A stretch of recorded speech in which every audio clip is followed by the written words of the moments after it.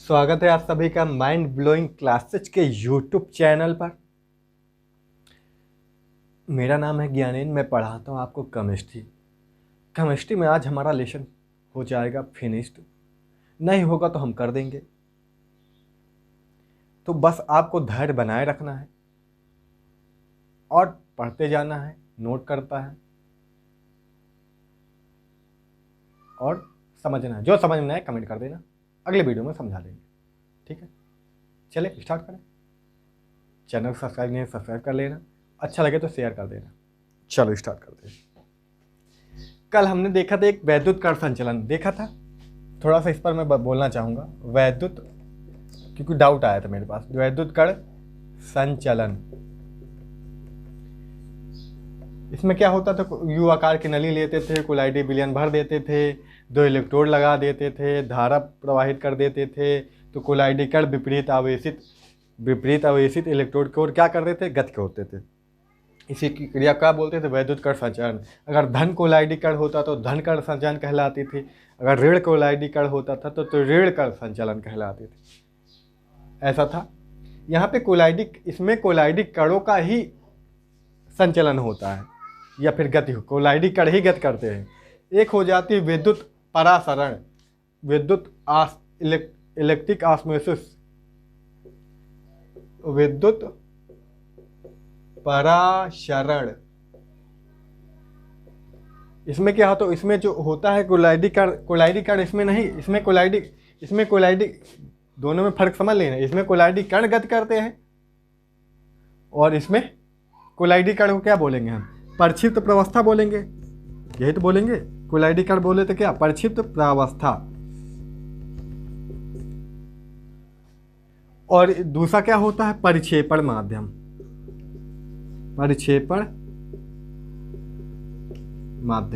तो इसमें परिक्षेपण माध्यम गति करता है। इसमें भी इलेक्ट्रोड लगे होते हैं, एनोड कैथोड। तो परिक्षेपण माध्यम में कौन सा आवेश होगा, वो अपने से विपरीत आवेशित इलेक्ट्रोड को गति करेगा। इसमें प्रक्षिप्त प्रावस्था गति करती है अर्थात कोलाइडी कण, इसमें परिक्षेपण माध्यम गति करता है। ये इतना अंतर है, बस समझ गए। चलो हो गया, तो ये सब हो गया था खत्म। का हमने पढ़ा था रक्षण, लास्ट टाइम हमने रक्षण पढ़ा था ना। रक्षण या रक्षी कोलाइड, कोई द्रव विरोधी कोलाइड होता था, उसमें कोई विद्युत अपघट्ट मिला देते थे तो वो स्कंदित हो जाता था। जब कोई, अगर हम विद्युत अपघट्ट मिलाने से पहले अगर हम कोई द्रव स्नेही मिला देते थे, तब विद्युत अपघट्ट मिलाते थे तो स्कंदित होने से बच जाता था। ये देखे हैं ना हम, एक मिनट। हाँ, ओ सॉरी, ये बहुत प्रॉब्लम करता है। तो मैंने क्या बोला अभी, तो ऐसे जो द्रव स्नेही मिलाते तो उसे क्या बोल देते थे, रक्षी कोलाइड बोल देते। इसकी क्रिया क्या कहलाती थी, रक्षण कहलाते थे। क्या कहलाते थे, रक्षण। अब आ जाते हैं, अगला हमारी हेडिंग आ जाती है स्वर्ण संख्या, गोल्ड नंबर। आहा, स्वर्ण संख्या या फिर गोल्ड नंबर।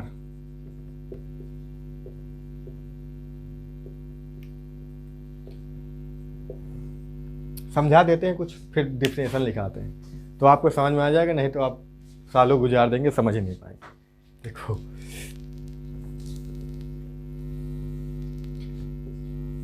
जो गोल्ड साल होता है, आपको गोल्ड साल पता है? गोल्ड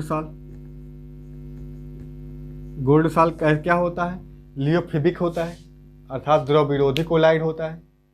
द्रव विरोधी कोलाइडी विलयन है ना गोल्ड साल एक तरह का।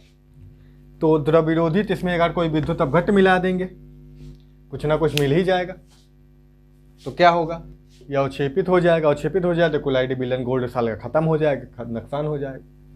जैसे जो सोनार होते हैं ना, सोनार जो आभूषण बनाते हैं, तो वो उनके पास गोल्ड का साल होता है। गोल्ड का पानी, सोने का पानी आपने सुना होगा, गोल्ड साल ही होता है वो उसको सालों साल रखते हैं। अगर गोल्ड सालों साल रखें तो वो अवक्षेपित हो सकता है, उनका घाटा हो सकता है, नुकसान हो सकता है, उनका ये गोल्ड साल खत्म हो जाएगा अगर अवक्षेपित हो जाएगा। तो इसे अवक्षेपण से बचाने के लिए इसमें क्या मिलाया जाता है? द्रव स्नेही, क्योंकि अभी हमने पढ़ा था रक्षण वाले में, पिछली वीडियो में, द्रव स्नेही इसको बचा सकता है। द्रव स्नेही हमें पता है वो द्रव से क्या करता है, पानी से क्या करता है, प्रेम करता है, लव करता है। पानी से प्रेम करता है तो उसके चारों तरफ जो होती है बेटा जी, पानी के जैसे कोई द्रव स्नेही कोलाइड है, मान लो द्रव स्नेही कोलाइड है, ठीक, तो इसके चारों तरफ एक पानी की लेयर चढ़ी होती है, समझ गए? तो जो इससे रक्षा करती है, जो इसे स्कंदित होने नहीं देती है।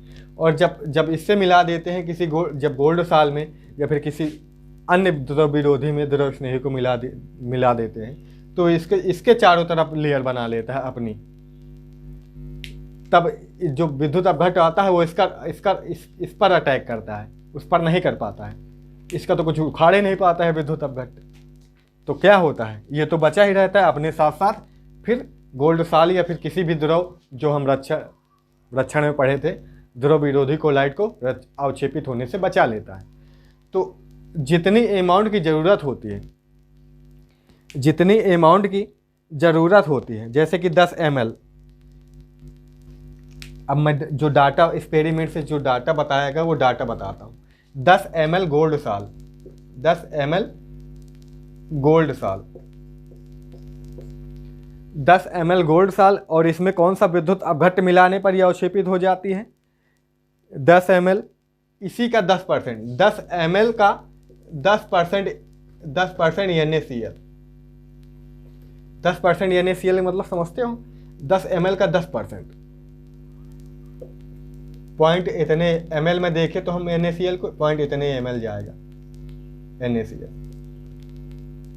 क्योंकि 10 का 10% क्या होगा भाई? 10 का 10% 1 होगा, सॉरी, 1 ml NaCl लगेगा, समझे? तो 10 ml गोल्ड साल के 10% NaCl यहाँ पे क्या है? विद्युत अपघट्ट है। NaCl विद्युत अपघट्ट से बचाने के लिए जितनी द्रव स्नेही कोलाइड की आवश्यकता होती है, उसे वही क्या कहलाता है? गोल्ड नंबर या स्वर्ण संख्या कहलाती है, समझ गए? अब भाई इसमें इतने 10 ml गोल्ड साल में हम 10% NaCl मिलाएंगे तो ये क्या हो जाएगा? स्कंदित हो जाएगा, अवक्षेपित हो जाएगा। लेकिन जब इतने गोल्ड साल को 10% इसी के 10% NaCl से बचाने के लिए जितनी मात्रा हमें द्रव स्नेही कोलाइड की लगेगी, वो वही मात्रा क्या कहलाएगी? स्वर्ण संख्या कहलाएगी। क्या कहलाएगी? स्वर्ण संख्या कहलाएगी, समझ गए? ये होता है, समझ गए? चलो लिख डालो, आशा करते समझ में आ गया होगा। बहुत आसान भाषा में समझा दिया मैंने, बहुत आसान भाषा में, टीचर पता नहीं क्या बताते रहते हैं। चलो लिख डालो, लिखो बेटा जी, लिखो।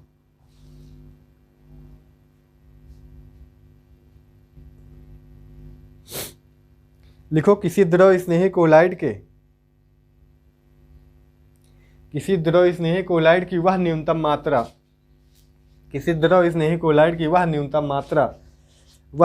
मात्रा जो 10 ml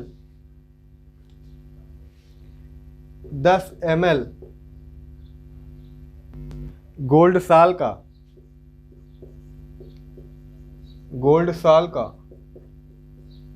कुल मिला के, गोल्ड का कोलाइडी बिलियन है गोल्ड साल। अच्छा, कैसे बनाए थे? तो विद्युत आर्क विधि पढ़ाया था, ब्रीडिंग आर्क विधि, उसके द्वारा बना सकते हैं हम, है ना, जिसमें बर्फ लगाए थे। गोल्ड साल का लिखना, का स्कंदन बोले या अवक्षेपण बोले, जो भी बोले वही है ना। स्कंदन 10% NaCl, 10% NaCl,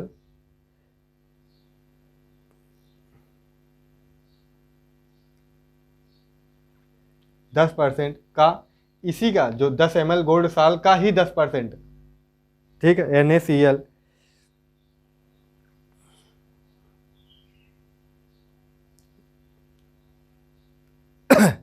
NaCl के द्वारा के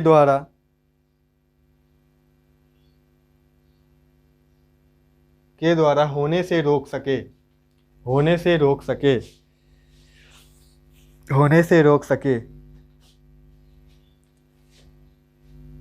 स्वर्ण संख्या कहलाती है, समझ आ गया।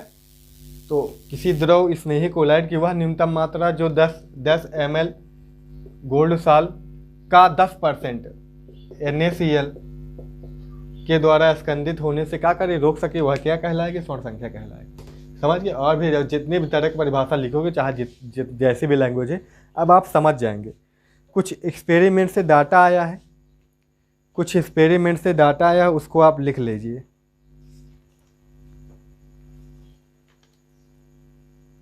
चलिए इसको नोट कर लीजिए।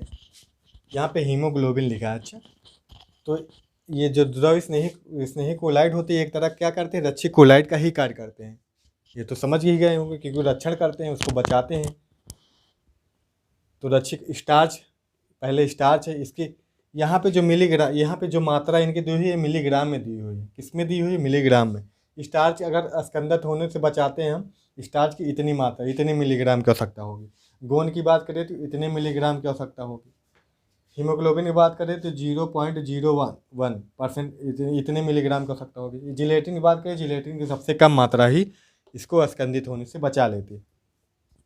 तो बात करें हम, किसकी पावर सबसे ज़्यादा है, किसकी क्षमता किस रक्षी कोलाइड की क्षमता सबसे ज़्यादा है, तो जिलेटिन की सबसे ज़्यादा है, स्टार्च की सबसे कम है। स्टार्च का गोल्ड नंबर सबसे अधिक है, जिलेटिन का गोल्ड नंबर सबसे कम है। यहाँ पे ये ऑब्जेक्टिव भी बन जाते हैं, तो आप इसे याद रखिए। इसके आगे हम आगे फिर पढ़ते हैं।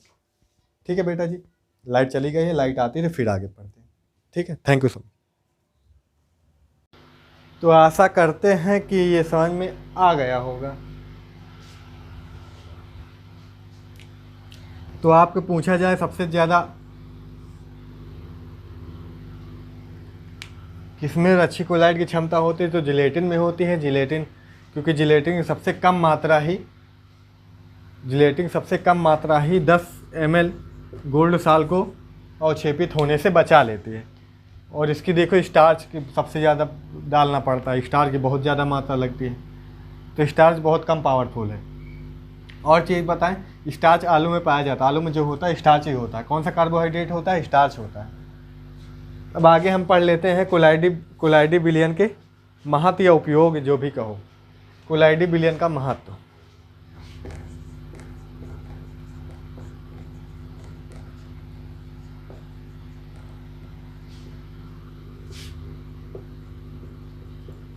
महत्व या उपयोग, पहला, दैनिक जीवन में बहुत सारे निम्न महत्व हैं, अग्रलिखित महत्व हैं, जो भी पहला होता है तो दैनिक जीवन में। अब बताओ दैनिक जीवन में क्या उपयोग होता है कोलाइडी विलयन की। अरे बहुत सारे टूथपेस्ट हैं, जो आप टूथपेस्ट करते हो मंजन, जो आप जेल वाला मंजन लाते हो, जो आप क्रीम लाते हो, समझ रहे हो, जो जेली लाते हो, वो सभी क्या है, कोलाइडी विलयन है। कोलाइडी विलयन ही है। यहाँ तक कि दूध, पनीर, इन सब में भी क्या है, कोलाइडी विलयन है। समझ गए। तो क्या लिखोगे, कोलाइडी रसायन का उपयोग, ये हेडिंग है, इसमें लिख लो कोलाइडी रसायन का उपयोग दैनिक जीवन में किया जाता है, जैसे दूध, दही, मक्खन, पनीर आदि, इन सभी में। दूसरा हेडिंग आ जाती है औषधि के रूप में, दूसरी हेडिंग आ जाती है औषधि के रूप में। किसके रूप में बेटा जी, औषधि के रूप में।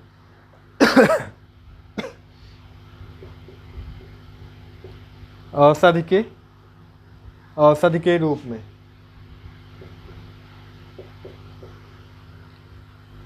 जैसे जो भी सिरप आते हैं, जो भी टॉनिक आते हैं लिक्विड वाले, वो सभी क्या होते हैं, कोलाइडी विलयन होते हैं।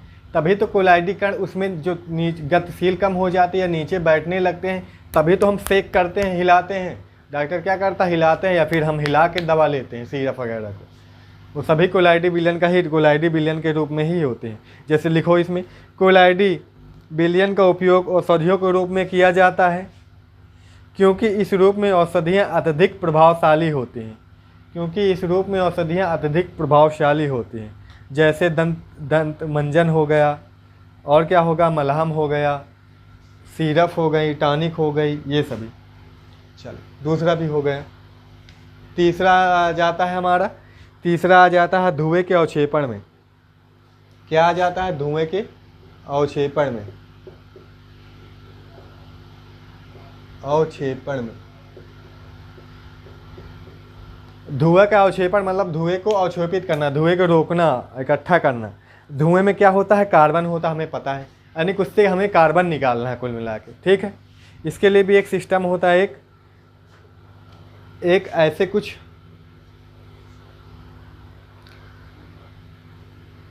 ये एक संरचना होती है, ठीक है। यहाँ से स्मोक क्या होता है, धुआं को, स्मोक को गुजारा जाता है, समझ गए, और यहाँ पे निकलता है।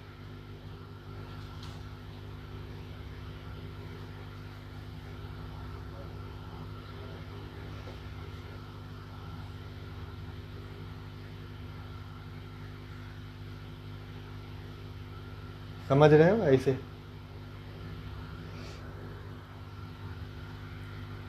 ये ऐसी संरचना होती है।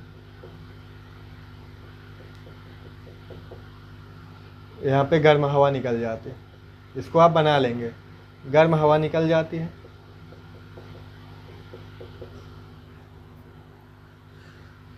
और यहाँ पे कार्बन इकट्ठा होता है। यहाँ पे कार्बन, जो कोयला होता है धुएं में कार्बन होता है, वो यहाँ पे इकट्ठा हो जाता है, समझ गए।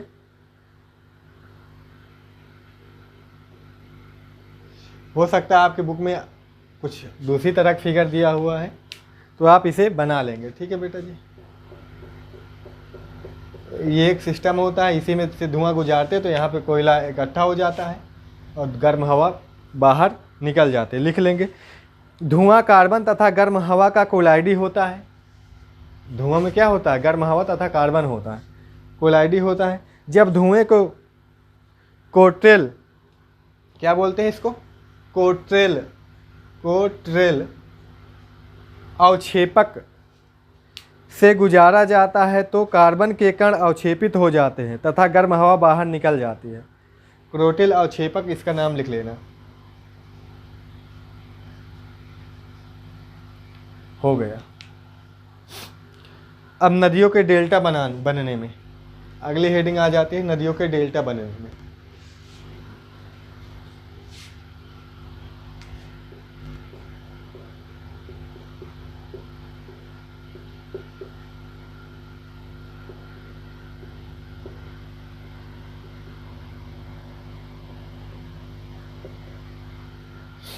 नदियों के डेल्टा बनने में होता क्या है,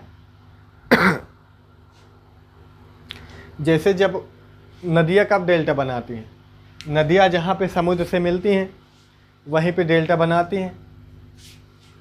जैसे कोई ये मान लो समुद्र है, ये नदी आई, ये नदी आई, तो ये इसी मोड़ पे यहाँ पे जहाँ पे नदियाँ और समुद्र मिलेंगे यहाँ पे क्या बन जाएगा, डेल्टा बन जाएगा। तो नदी के जो धूल, नदी के जल में धूल कण के, धूल मिट्टी के कण होते हैं, समझ रहे हो। और समुद्र में क्या होते हैं, लवण होते हैं। समुद्र में क्या होते हैं, लवण होते हैं। जब लवणों के समुद्र के लवणों के संपर्क में धूल मिट्टी के कण आते हैं तो वो क्या होते हैं, अवक्षेपित हो जाते हैं। क्या होते हैं, अवक्षेपित होकर इकट्ठे हो जाते हैं यहाँ पर। तो यहाँ पर क्या, ऊंचा ऊंचा एक बड़ा सा डेल्टा बन जाता है। सुंदरबन डेल्टा क्या है, सबसे बड़ा डेल्टा है, समझ गए, ये होता है। क्योंकि इन पर भी आवेश होता है, जो हमें पता ही है, जो धूल मिट्टी कण होते हैं इन पर भी क्या होता है, आवेश होता है। और जो लवण होते हैं उन पर भी, वहाँ पे भी उनमें आयन होते हैं, अवक्षेप होता है, आवेश होता है। तो आवेश रहित हो जाते हैं, उदासीन हो जाते हैं, उदासीन होकर क्या होते हैं, अवक्षेपित हो जाते हैं। होता कुछ है, लिख लो आप इसमें। नदी के जल में धूल मिट्टी रेत आदि के कण उपस्थित होते हैं। जब नदी का जल समुद्र के जल के संपर्क में आता है, जब नदी का जल समुद्र के जल के संपर्क में आता है तो धूल मिट्टी आदि के कण अवक्षेपित हो जाते हैं तथा संपर्क मार्ग में डेल्टा का निर्माण करते हैं, संपर्क मार्ग में डेल्टा का निर्माण करते हैं। अगला हेडिंग डालो रबड़ उद्योग में। क्या हेडिंग डालोगे आप? रबड़ उद्योग में। रबड़ उद्योग में।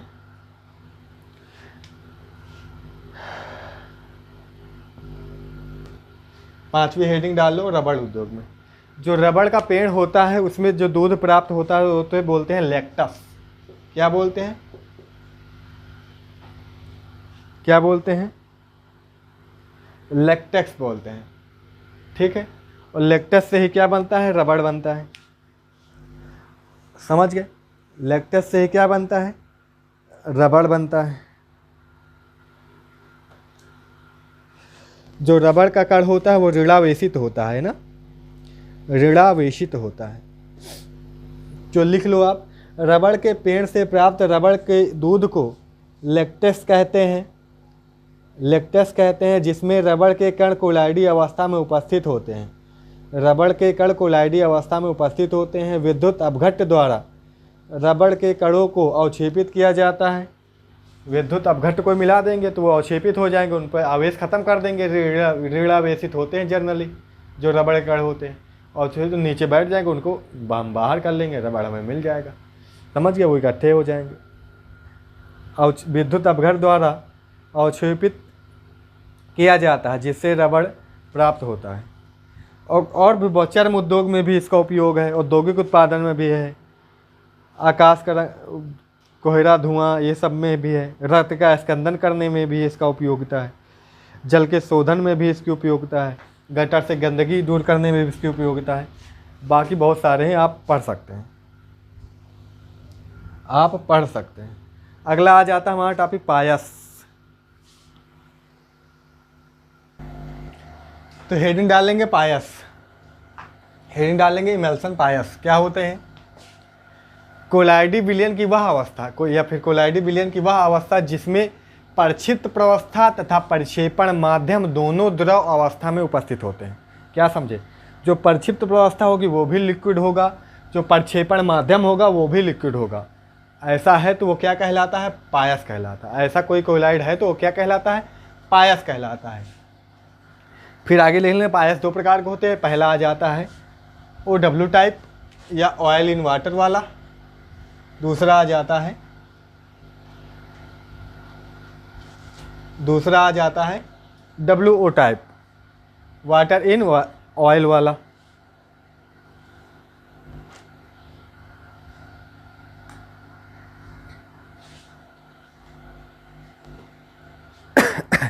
तो पहली हेडिंग लगा लो, पहली हेडिंग लगा लो। फिर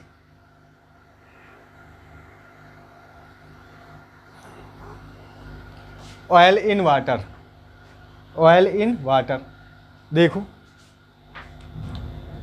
ऑयल होगा वाटर में, कौन किस में होगा?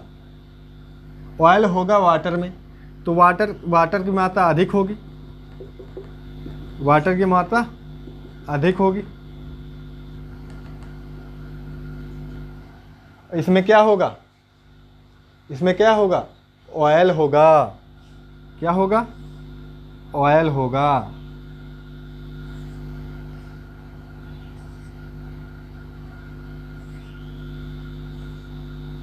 यहाँ पे ऑयल लिख लेना, ऑयल या तेल जो भी लिखो आप।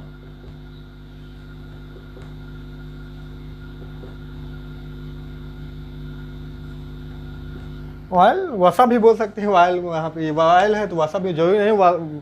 जो तेल होते हैं जो वसाएं ही होती हैं ज़्यादातर। तो इसमें क्या होगा? Water in oil. जो वाटर होगा वो ऑयल में होगा, जो वाटर होगा वो किस में होगा? ऑयल में होगा। और हमें ये भी पता है अधिक वाला क्या होता है, कम वाला क्या होता है। अधिक वाला क्या होता है? तो यहाँ पे जो ये H2O होगा, H2O ऑयल के अंदर होगा। समझ गए? ये सभी क्या है? H2O है।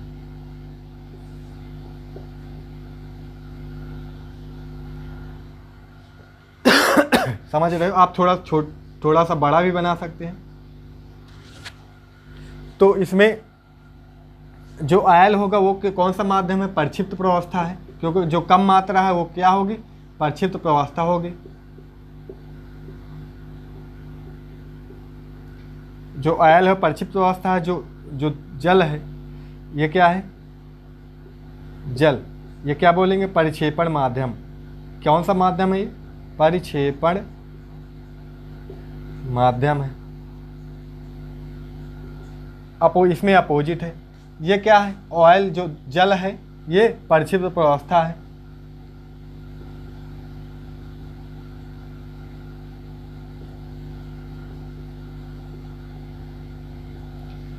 ये क्या है, ये तेल है, ये किस अवस्था में, परिक्षेपण माध्यम में है। ये किस में है, परिक्षेपण माध्यम में।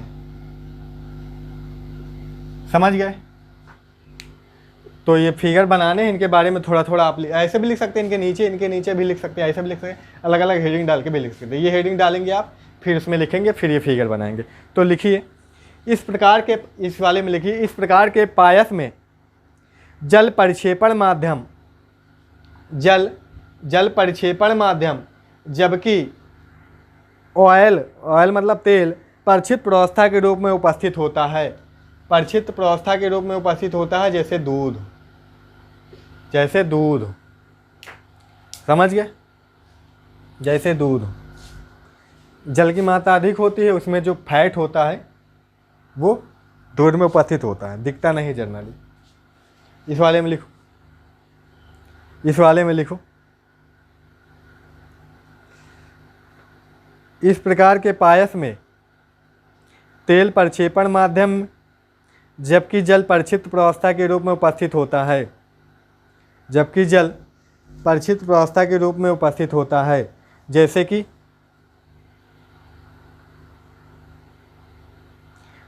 कोल्ड क्रीम, मक्खन, ये सभी इसके एग्जाम्पल हो गए। मक्खन हो गया,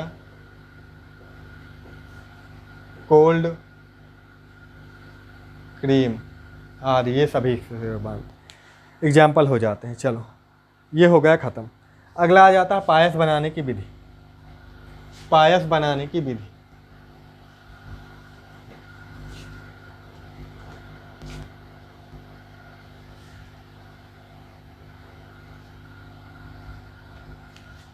पायस बनाने की विधि।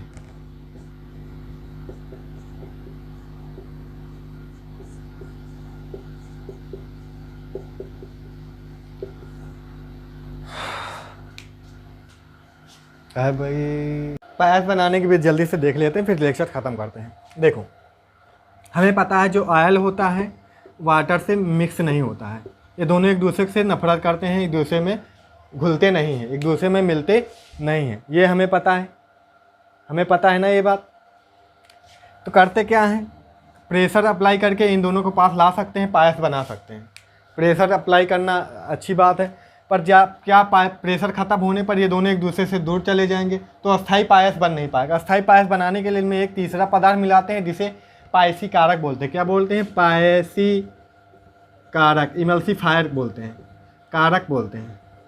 समझ गए, एक तीसरा पदार्थ मिलाते हैं। तीसरा पदार्थ क्या होता है, अपमार्जक होता है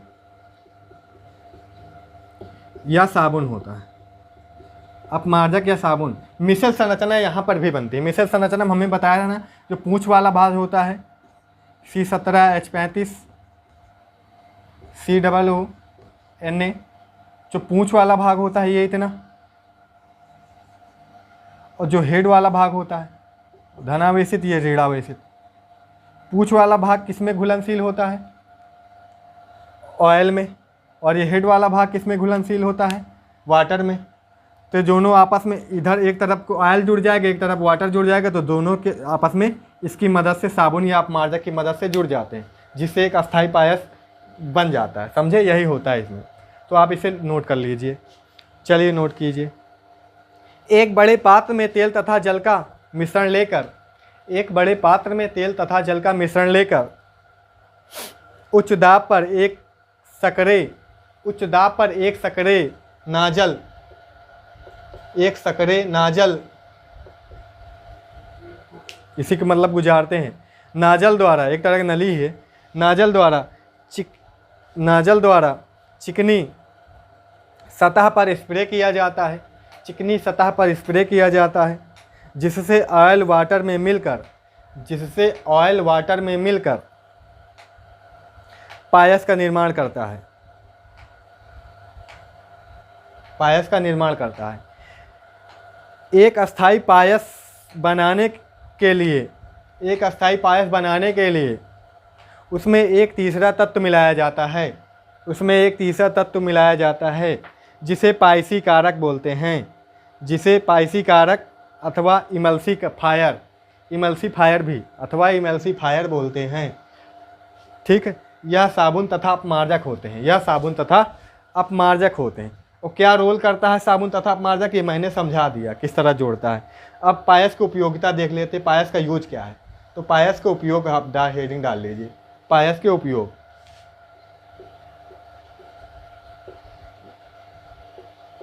चलो, नंबर 1 सौंदर्य सामग्री बनाने में, नंबर 2 दवा बनाने में, नंबर 3 घरेलू उपयोग में, और अगला विभिन्न प्रकार के मलहम, क्रीम आदि के निर्माण में।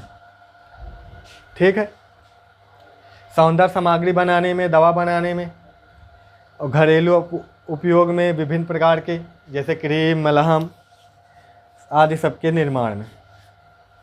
तो लेसन ख़त्म। बस बिंदास अगले लेसन स्टार्ट करते हैं मंडे से। कल कोई वीडियो नहीं मिलेगा, मंडे से अगला लेक्चर स्टार्ट करते हैं लेसन। ठीक है, वो छोटा लेसन है, ज़्यादा बड़ा नहीं, ख़त्म हो जाएगा जल्दी से। ठीक है, मिलते हैं अगले फिर मंडे के। ठीक है, थैंक यू सो मच।